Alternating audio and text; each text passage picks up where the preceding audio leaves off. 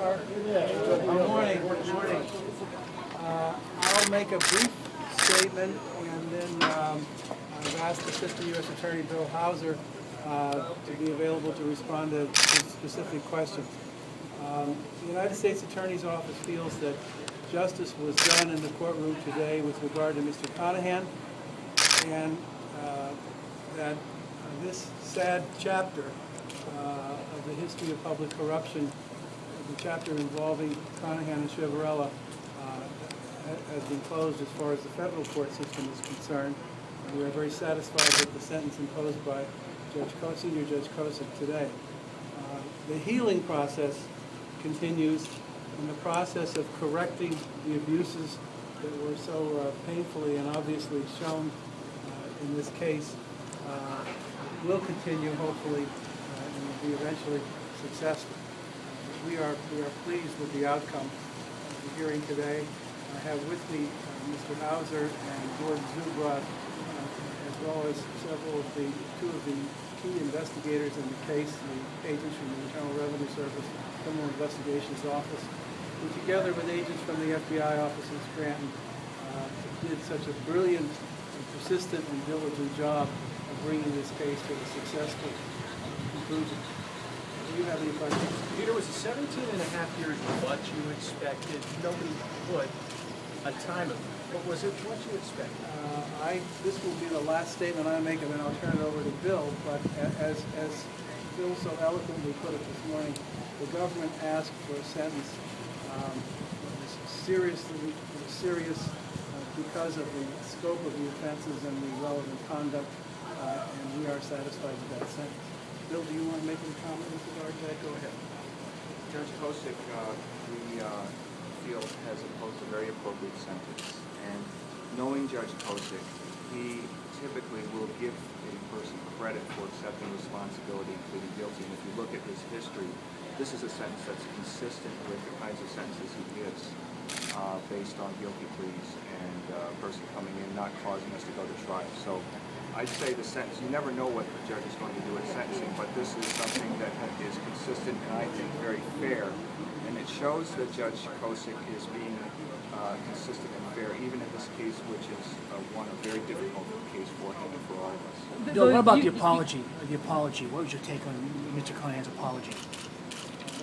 Well, I'm glad at this point that he feels remorse for what he did. I think it helps all of us. It helps the community to feel better about this. It makes people think that, he recognizes the damage that he's caused.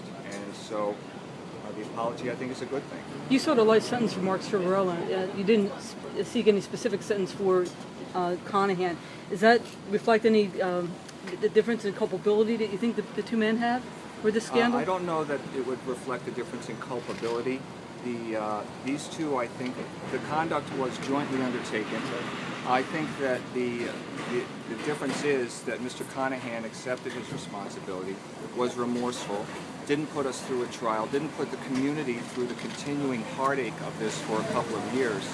So I think that as prosecutors, we wanted to recognize that he was entitled to some consideration for that, although the crime was very, very serious and needed to be dealt with harshly. And has he cooperated in any other cases, and did that play a role in the sentencing? That's something that we will not comment upon. I think you did hear me say at the outset, however, that the government had filed no departure motions, no requests for downward variances in the sentence. Art Donato said that Conahan was willing, ready, and able to testify against Chiavarella at Chiavarella's trial, and he said that he thinks that Conahan would have helped your case at trial. So why not call Conahan to the stand? Those are decisions that we have to make on an ongoing basis and assess, what we think are the risks and the benefits of a person's testimony. It was our decision not to call Conahan, and we're very satisfied with that decision.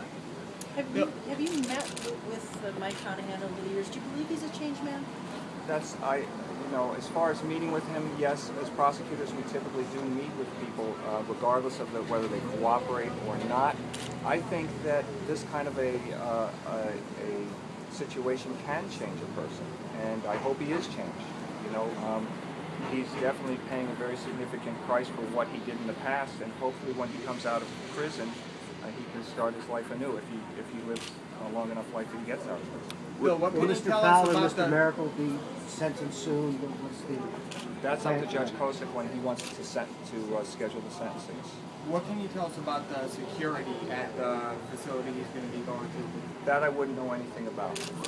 And he's been recommended for that facility. It doesn't necessarily mean he goes there. That's true. I know Judge Chivarella is in a medium security facility, which is a pretty strict level of security, but I don't know what's going to happen with Mr. Conahan.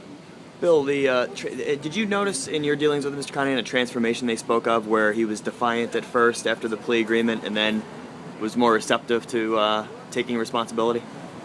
I would say that there was definitely a process that we all went through. I wouldn't say that for me it was any sort of a dramatic turnaround. Mr. Zubrod.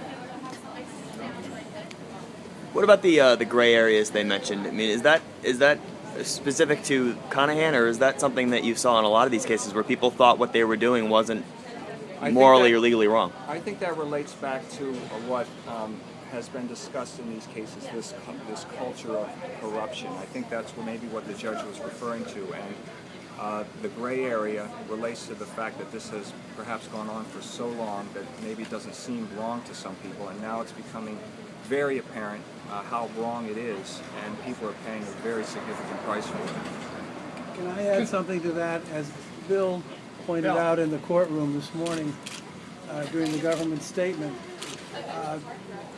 a judge, especially a president judge of a court of common pleas, and of course who is also an attorney, is someone who the public would expect to be able to overcome the influence of the culture of corruption, in fact, be a leader in the fight to overcome that corruption if necessary, educate or re-educate many of the people that he has to deal with in the course of his duties. Conahan and Chivarella miserably failed in that obligation as judges. And I agree with that, and would just add that there are so many men and women in the courts in Pennsylvania who are people of extraordinarily high integrity, and so that gray area is not a gray area for them. And just adding to what Peter says, it's not an excuse in any way for what these guys did. Bill, 17 and a half years compared to approximately 7 years under the original plea agreement is a pretty big difference. Why did you agree to such a light sentence initially when the judge obviously believes that a heavier sentence was in order? There are many, many considerations we have to think about when we enter into plea agreements. Among them, what are the chances that there could be an acquittal at trial?